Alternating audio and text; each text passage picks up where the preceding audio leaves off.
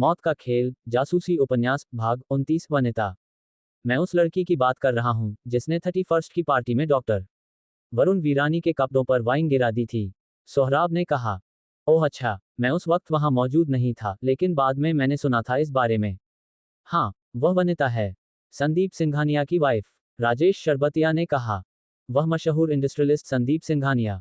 Inspector Sohrab ने पूछा। हाँ वही, राजेश शरबतिया ने जवाब दिया। प्रिया नाश्ता ले आई थी।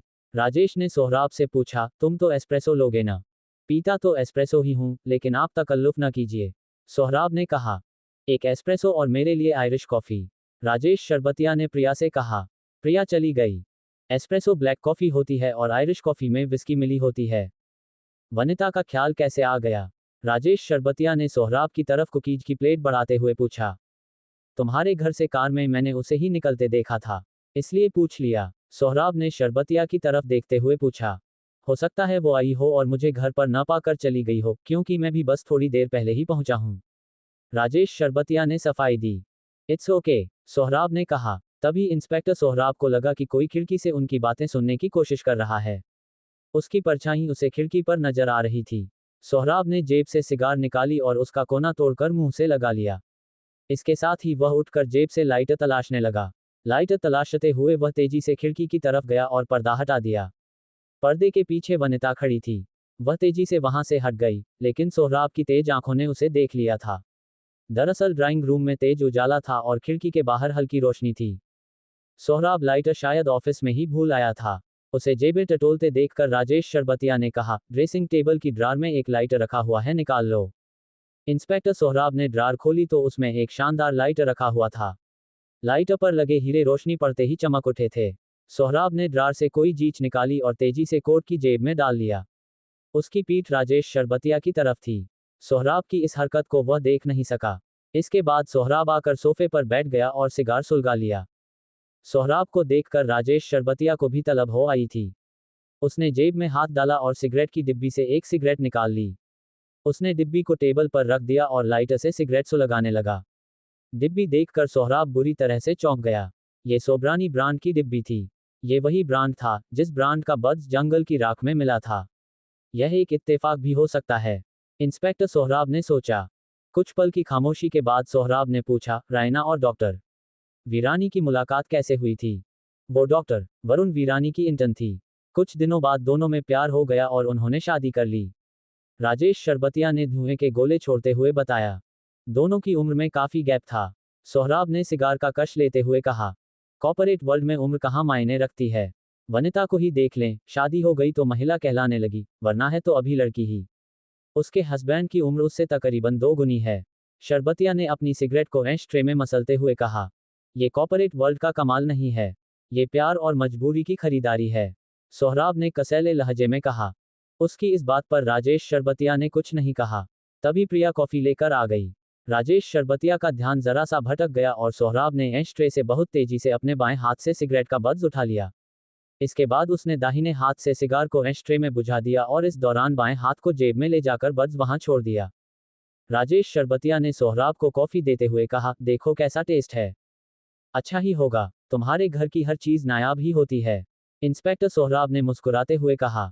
उसकी इस बात पर शरबतिया ने हंसते हुए कहा, नहीं भाई, टेस्ट तो तुम्हारा बहुत जबरदस्त है। तुम्हारे यहाँ की कॉफी की कोई मुझसे बहुत तारीफ कर रहा था। कभी मौका मिला तो पीने आऊंगा। जब चाहें तशरीफ लाइए, आपका ही घर है, सोहराब ने कॉफी का सिप लेने के बाद कहा। Nice test. उस लाश का क्या हुआ? अचानक शरबतिया फिर डॉक्टर वरुण वीरानी के मुद्दे पर आ गया। लाश घर में अपने रिश्तेदारों का इंतजार कर रही है, सोहराब ने कहा। लेकिन उसे तो रायना डॉक्टर वीरानी की लाश मानने को तैयार ही नहीं है, शरबतिया ने कहा। उसके मानने न मानने से क्या होता है, सोहराब ने कहा, कानून अपना काम करेगा। डॉक्टर वरुण वीरानी का ब्लड रिलेशन में अपना भी कोई नहीं है जिससे डीएनए मैच हो सके, शरबतिया ने कुछ सोचते हुए कहा। जब जरूरत होगी, ये साबित हो जाएगा कि वह लाश डॉक्टर वरुण वीरानी की ही है। सोहराब का लहजा सपाट था। सोहराब के इस जवाब और लहजे पर राजेश शरबतिया उसका चेहरा देखने लगा। सोहराब ने कॉफी खत्म की और उठ खड़ा हुआ। बैठो न कुछ देर और, कहाँ आते हो रोज? साथ में डिनर करते हैं फिर चले जाना, शरबतिया ने कहा। नहीं, कुछ जरूरी काम है, फिर कभी डिनर साथ करेंगे। सोहराब ने कहा और चलने लगा। शरबतिया भी उसके साथ साथ बरामदे तक छोड़ने के लिए आया। शरबतिया ने विदाई शेक हैंड किया और सोहराब सीढ़ियों से नीचे आ गया। पार्किंग लॉट पहुंचकर उसने ड्राइविंग सीट की तरफ का गेट खोला और फैंटम स्टार्ट करके चल दिया। कोठी से बाहर आकर उसने कार को रफ्तार दे दी। उम्मीद के मुताबिक ही सोहराब की कार का पीछा शुरू हो गया था। सोहराब ने कुछ दूर जाने के बाद ही यह बात महसूस कर ली थी। इसके बावजूद वह बेपरवाह बना रहा। उसका दिमाग काफी उलझा हुआ था। पीछा करने वाली कार लगातार उसके पीछे लगी रही।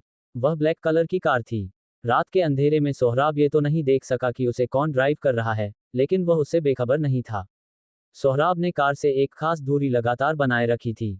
सोहराब ने फैंटम को खुफिया महकमे की तरफ मोड़ दिया और पीछा करने वाली कार आगे बढ़ती चली गई।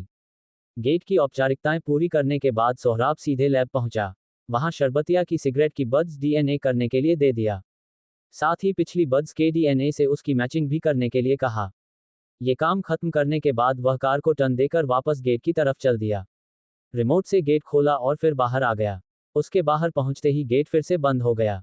खुफिया विभाग का गेट ऑटोमेटिक था। इसके बावजूद कार निकलने के वक्त कोई आदमी चुपके से अंदर जा सकता था।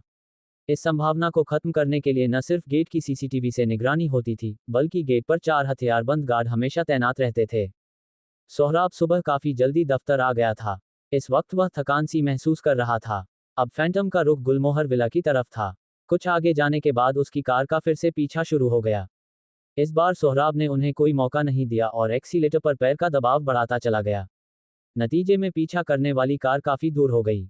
फैंटम का पिकअप इतना जबरदस्त था कि वह 3 सेकंड में 100 किलोमीटर की रफ्तार पा लेती थी। गुलमोहर विला पहुंचकर सोहराब फैंटम को सीधे पार्किंग की तरफ ले गया। वहां घोस्ट देखकर उसने अंदाजा लगा लिया कि साजन सलीम कोठी पर ही है। फैंटम को पार्क करके वह ड्राइंग रूम पहुंचा। वहां सलीम झाना के साथ बैठा शतरंज खेल रहा था। सोहराब को देखते ही झाना तो 9-2-11 हो गया। सलीम सोहराब की तरफ ध्यान दिए बिना मोहरों को आगे पीछे करने लगा। कॉफी बनवाओ, फ्रेश होकर आता हूं, सोहराब ने कहा और अपने रूम की तरफ चला गया। सलीम ने झाना को आवाज दी। वह तुरंत ही आ गया। उसे देखते ही सलीम ने कहा, बेटे ये चाल भी तुम हार गए हो। अब तुम्हें कान पकड़कर 10 बार जोर जोर से कुकड़ूकू बोलना होगा। झाना ने कान पकड़ा और जोर जोर से कुकड़ूकू बोलने लगा।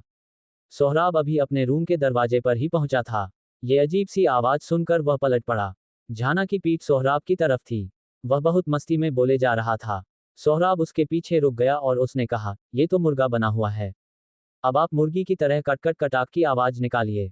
सोहराब की आवाज सुनकर झाना की सिट्टी पिट्टी गुम हो गई। उसकी आवाज हलक में ही फंसकर रह गई और वह शांत खड़ा हो गया, मानो पत्थर का हो गया हो। जब उसे सोहराब के जाते हुए कदमों की आवाज सुनाई दी तो वह जरा हिला डुला। बेटे, सोहराब साहब बहुत नाराज होकर गए हैं। जाओ जल्दी से अच्छी सी कॉफी बनाकर लाओ, वरना आज खैर नहीं है, सलीम ने कहा। सलीम की बात पूरी होने से पहले ही झाना वहां से फरार हो गया। पर्ची। सोहराब फ्रेश होकर आया तो साजन सलीम को पाइप पीते पाया। शतरंज उसने हटा दी थी। वह इस तरह मासूम सी सूरत बनाकर बैठा हुआ था कि सोहराब नाराजगी भूल गया। वह उसके सामने सोफे पर बैठते हुए बोला, क्या किया आज दिन भर? ऑफिस भी नहीं आए? रोज ऑफिस जाने का चक्कर खराब है। वैसे मैं आज आउटडोर ड्यूटी पर था, सलीम ने उसी भोलेपन से जवाब दिया। ये कौन सी ड्यूटी होती है? सोहराब ने मुस्कुराते हुए पूछा। एक होती है, मेरे साथ कुछ दिन काम करेंगे तो जान जाएंगे, सलीम ने मासूमियत से कहा। रिपोर्ट। सोहराब ने कहा। सलीम ने सिंड्रेला से मुलाकात और उससे लाश के कपड़ों की पहचान कराने के बारे में सब कुछ बता दिया।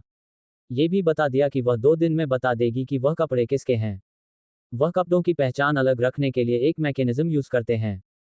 सलीम की बात सुनने के बाद सोहराब ने कहा, गुड, अगर कपड़ों की पहचान हो गई तो ये हमारे लिए काफी अहम सुराग साबित होगा। सोहराब ने जेब में हाथ डाला और एक पर्ची निकाल ली। उस पर्ची को उसने मेज पर खोल कर रख दिया। उस पर्ची पर लिखी इबारत को देखकर सोहराब चौंक पड़ा। सलीम आश्चर्य से कभी उस पर्ची पर लिखी हुई इबारत को देख रहा था और कभी सोहराब को। आखिर उस पर्ची में ऐसा क्या लिखा था? बर्ड्स के डीएनए रिपोर्ट में क्या निकला? इन सवालों के जवाब जानने के लिए सुनिए कुमार रहमान का जासूसी उपन्यास मौत का खेल का अगला भाग।